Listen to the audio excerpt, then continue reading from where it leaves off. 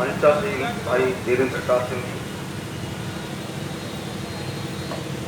Doctor Vinod पगरानी जी जो हमारे आग्रह पर हमारे साथ यहाँ पर आए, हमारे साथ आए अफजल साहब बीच में बैठे हैं,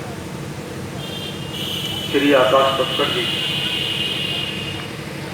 श्री बच्चूलाल जी, वेद प्रकाश वाल्मीकि जी और श्रीमती सुनीता चंद्रा जी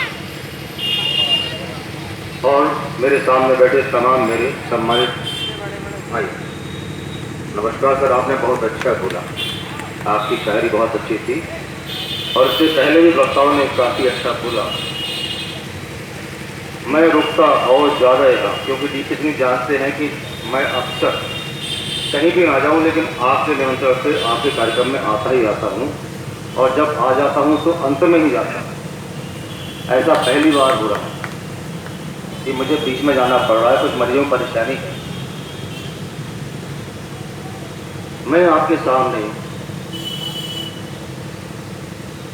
आज के दिन जब हम 71 साल आज़ादी के पूरे होने का जश्न मना रहे हैं तो एक शब्द में छुपा हुआ है आज़ादी का मतलब। हम 71 साल पहले क्या थे? हम गुलाम थे। हम कभी अंग्रेजों के गुलाम थे और कभी हमारी संस्कृति मुगल सत्ता की गुलाम थी। मुझे कहने में कोई हिचक नहीं है, जो है सो है। हिंदुस्तानी संस्कृति जब हम बात करेंगे तो उसकी दास्ता की हम कम से कम 800-900 साल की गुलामी की बात करें और ये संस्कृति ऐसा कहा जाता है कि विश्व में सबसे महान संस्कृति थी। तो मेरी ये समझ में नहीं आता कि जिस संस्कृति में छुआछूत हो, जिस संस्कृति में मनुष्य को मनुष्य ना मानने की सीख दी जाती हो, वो महान कैसे हो सकती है। मैंने बहुत पढ़ा, मध्यकाल से लेके महाभारत काल तक, रामायण काल तक, अरबी इतिहास भी पढ़ा, हिंदुस्तानी भी पढ़ा। तो मैंने ये पाया कि भारतवर्ष में, भारतवर्ष कहा जाता है वेद के ऊपर चलता है। धीरेन्द्र प्रकाश जी, भारत की संस्कृति में वेद का बहुत स्थान है। वेद पुराण, मनुस्मृति के बारे में बात विवाद है, उसमें क्या सही है क्या गलत है हम नहीं कह सकते, क्योंकि मनुस्मृति बात बहुत होती, कोई पढ़ता पढ़ता नहीं है भाई। जितनी बात होती है कोई नहीं पढ़ता मनुस्मृति। हमें नहीं मालूम कि मनुस्मृति में क्या लिखा हुआ है। जब लोग कहते हैं कि मनुस्मृति में ये लिखा हुआ है कि फलाना ये है, फलाना वो है, इसको छुआछूत करो, तो सुनने में आता है। हम आपको शपथ पूर्वक कहते हैं कि हिंदू धर्म में मनुस्मृति नाम का ग्रंथ पढ़ा ही नहीं जाता है। कोई पढ़ता हो तो मुझे बताओ। मैं पढ़ता हूँ, मैंने पढ़ी है, मेरे पास है। जिज्ञासा के लिए पढ़ सकते हैं, लेकिन एज एक धार्मिक ग्रंथ के रूप में मनुस्मृति नहीं पढ़ी है। वो है ही नहीं धार्मिक ग्रंथ, ये बात है। तो है ही नहीं। हाँ, कोई बात नहीं, मैं अपोजिट वालों को भी अपना बना लूंगा, मेरी बात तो पूरी होना। तो जो चीज हम पढ़ते ही नहीं उस पर हम बात करते हैं। मेरी बात समझ लिया। मैंने बहुत पढ़ा वेद के बारे में, तो मुझे मिला कि हिंदुस्तान की संस्कृति में एक ही वेद था और एक ही वर्ण था। ये सब जानते हैं, पहले एक वेद था, फिर 2 बने, फिर वो 4 में विभाजित हुआ। तो ये तो सब मानेंगे पहले एक वेद था और एक वेद था, वो था प्रणव वेद, और एक वर्ण था, वो था हंस वर्ण। अगर आप हिंदुस्तान की संस्कृति के इतिहास में डीप में जाएंगे तब आपको ये बात मिलेगी, पढ़ना पड़ेगा आपको। आपको पता ही नहीं होगा प्रणव वेद का नाम का भी कोई वेद होता है। आपको बहुत सारे चारों वेद मालूम होंगे, अथर्व वेद सब मालूम होंगे आपको। प्रणव वेद आपको नहीं पता होगा, आप पढ़िएगा जरूर। एक है वेदा, एक है वर्णा, प्रणव वेदा हंस वर्णा। तो निश्चित रूप से कालांतर में, समय के साथ में कहीं ना कहीं समाज में बुराइयां आई, उनको भी स्वीकारना चाहिए। और जब बुराइयां आई, समाज विभाजित हुआ, और समाज विभाजित हुआ तो उसका परिणाम क्या हुआ? उसका परिणाम हुआ 800 साल की गुलामी। मैं कहना ये चाहता हूं, समाज विभाजित होगा तो निश्चित रूप से गुलामी की तरफ बढ़ेंगे हम लोग। आत्मंथन हुआ, गुलामी रही, अत्याचार झेले, पहले औरों पे करते थे और फिर खुद झेले। एक शाश्वत सत्य है, जो अत्याचार करेगा, जो अत्याचार करेगा, एक दिन उसको उसकी सजा भुगतनी पड़ेगी। रजवाड़े मिट गए, आप सब जानते हैं, खानदान खत्म हो गए, और फिर अंग्रेज आया, फिर एक नया आंदोलन शुरू हुआ, और उस आंदोलन से निकले कौन? सुभाष चंद्र बोस, महात्मा गांधी, बाबा भीमराव अंबेडकर। ये उस संघर्ष की देन है। समाज ने करवट ली, गुलामी के कारण खोजे, और उनको समझ में आया कि गुलामी का कारण है आपसी बंटवारा, और उस बंटवारे को खत्म करने के लिए राजा राम मोहन राय ने भी संघर्ष किया, गांधी जी ने भी संघर्ष किया, और जिस ब्राह्मण ने बाबा भीमराव अम्बेडकर को बाहर पढ़ने भेजा था, बीज उसने बोया। ये सामूहिक प्रयास से हुआ। विचार है, विचार ही जीतता है, विचार ही हार जाता है। इस विचार को परिपक्व करने के लिए पूरे समाज का कहीं ना कहीं थोड़ा बहुत योगदान रहा। हिंदुस्तान आजाद हुआ। हिंदुस्तान की आजादी के बाद एक संविधान सभा बनी, और संविधान सभा का सर्वसम्मति से किसको अध्यक्ष बना गया? बाबा भीमराव अंबेडकर को।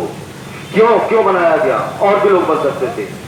समाज नई दिशा चाहता था, समाज नए रूप में आना चाहता था, हिंदुस्तान नए रूप में आना चाहता था। किसके बाद? एक बहुत बड़ी त्रासदी के बाद। 1900 आज के दिन से ठीक एक दिन पहले पाकिस्तान का स्वतंत्रता दिवस मनाया जाता है। हिंदुस्तान यूं ही नहीं मिल गया। हिंदुस्तान आजाद होने के बाद ही कम से कम 10 लाख लोगों की हत्या के बाद मिला। 10 लाख, इतना बड़ा नरसंहार कहीं विश्व में मिलता नहीं सुनने के लिए। हमको भूलना नहीं चाहिए। उस संघर्ष के बाद हिंदुस्तान बना, एक पाकिस्तान बना। पाकिस्तान बना इस्लामिक स्टेट रिपब्लिक, और हिंदुस्तान क्या बना? Democratic country. शब्दों का जरा सा फर्क है, लेकिन दोनों की खूबसूरती बहुत है। एक ऐसा देश बना जो सबको साथ लेके चलना चाहता था, और उस साथ लेके चलने के लिए सबसे उपयोगी जो व्यक्ति हो सकता था संविधान के लिए, वो थे बाबा भीमराव अंबेडकर। इसलिए बाबा भीमराव अंबेडकर को हिंदुस्तान का कानून मंत्री बनाया गया और संविधान सभा का अध्यक्ष बनाया गया। ये उनका योगदान है। लेकिन वो जो चाहते थे, दुर्भाग्य से 71 साल बाद मिला नहीं है भाई।